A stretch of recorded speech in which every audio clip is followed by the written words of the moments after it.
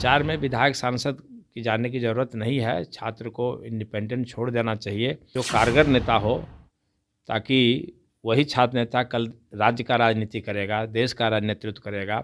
इसीलिए निष्पक्ष ढंग से छात्रों के बीच से और छात्रों के मन लायक प्रतिनिधि को चुना जाना चाहिए। नमस्कार, आप देख रहे हैं लाइव सिटीज। मैं आपके साथ प्रेमराज। पटना में पटना यूनिवर्सिटी का छात्र संघ का चुनाव हो रहा है और जो आरजेडी के प्रत्याशी हैं उनके सपोर्ट में 8 विधायकों को भेजा जा रहा है। इसी पे बात करने के लिए डॉक्टर समीर कांग्रेस के एमएलसी है। कांग्रेस की ओर से हम जानना चाह रहे हैं, छात्र संघ का चुनाव में विधायकों का क्या रोल है? छात्र संघ के चुनाव में विधायकों का रोल मेरी समझ से कुछ भी नहीं है, क्योंकि जो छात्र हित में विश्वविद्यालय में गतिविधि करते हैं, उसके दुख सुख के सहभागी हैं और जो छात्रों के बीच से नेतृत्व उभर कर के आता है, तो चूँकि छात्र संघ का चुनाव में सभी मतदाता पढ़े लिखे लोग होते हैं, समझदार होते हैं। इसीलिए हम लोग जाएंगे उस कैंपस में, हम लोग किसी मीटिंग को एड्रेस कर सकते हैं, अगर छात्र ऑर्गेनाइज करता है अपनी बात रख सकते हैं, लेकिन उसमें हम लोग प्रचार में क्या जाएंगे।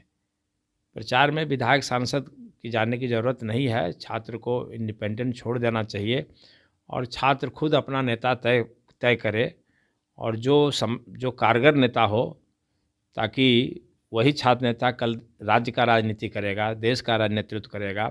इसीलिए निष्पक्ष ढंग से छात्रों के बीच से और छात्रों के मन लायक प्रतिनिधि को चुना जाना चाहिए।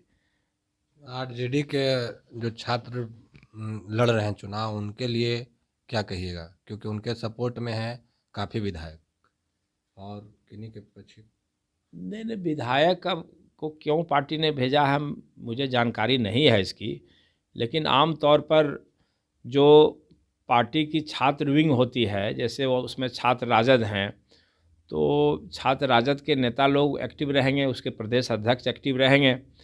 लेकिन विधायक को किस रणनीति के तहत विश्वविद्यालय में छात्रों को प्रभावित करने के लिए भेजा गया है, ये मेरे समझ से बाहर की बात है।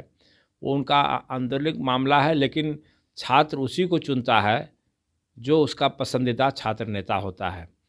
न कांग्रेस से प्रभावित होकर के, न राजद से प्रभावित होकर के, न बीजेपी से प्रभावित होकर, जो दिन रात उसके सुख दुख में काम करता है, वही जो उभर के नेता आता है, वही उसका प्रतिनिधित्व अंतर्गत वही जीतता है, वही विजय होता है।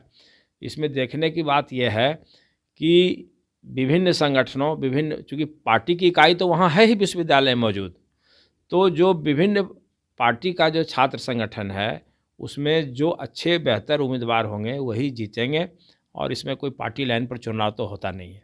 अच्छा, बिहार में एक सीट पर उपचुनाव होने हैं, कुर्नी का विधानसभा क्षेत्र, इस पर क्या कहिए? कुर्नी में तो स्पष्ट है जो अभी परिस्थिति बन रही है, तो उस परिस्थिति के अनुसार महागठबंधन के प्रत्याशी को जीतना चाहिए। चुनाव कोई आसान नहीं होता है, चुनाव तो जोरदार संघर्ष चलता है, लेकिन जो अभी परिस्थिति देख रहे हैं, उस जो समीकरण देख रहे हैं, उससे हमको लग रहा है कि खास करके हमको निजी रूप से कोई संशय नहीं है कि गठबंधन प्रत्याशी का क्या होगा। महागठबंधन प्रत्याशी ही वहाँ विजयश्री हासिल करेंगे। महागठबंधन जीतेंगे। चुनौती कितना होगा? चुनौती देखिए बहुत ज़्यादा नहीं है, लेकिन चुनावी संघर्ष में उतरने के बाद तो कोई आसान चुनाव, कोई भी चुनाव नहीं रहता है। तो इसीलिए जब तक परिणाम नहीं आ जाता है, तब तक जो है सो संघर्ष तो दिखलाई पड़ेगा ही, और आप लोग भी आसानी से किसी के पक्ष में जीत का माहौल नहीं बनने देंगे। आप लोग भी चाहते हैं कि पूरा संघर्ष हो और लास्ट में जो पूरा जीतने के तरफ अग्रसर होगा, उसके बारे में हम लोग कहेंगे कि नहीं साहब, ये जीत की ओर अग्रसर है। मुकेश सहनी भी है मैदान में। देखिए, मुकेश सहनी मेरी समझ से वो जातीय संगठन चलाते हैं, कोई राजनीतिक संगठन नहीं चलाते हैं, और जातीय वोट ट्रांसफ़र करने का वो वसूल करते हैं राजनीतिक दलों से। किसी से मंत्री पद ले लिया, किसी से विधायक पद ले लिया, अलायंस कर लिया, तो वो कहीं से राजनीतिक व्यक्ति मेरी समझ से नहीं है।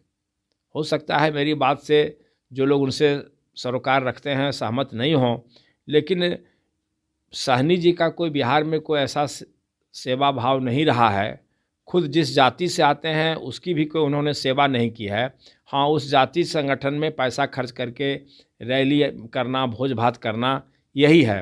तो भोज भात करने से जिस जाति का वो प्रतिनिधित्व करते हैं उसको भी कोई लाभ नहीं होने वाला है, बल्कि उसकी जो समस्या है उसके लिए वो सड़क पर आते, संघर्ष करते, तो एक राजनीतिक छवि उनकी उभर के आ सकती थी, लेकिन अभी तक उनकी राजनीतिक छवि बिहार प्रदेश में नज़र नहीं आ रही।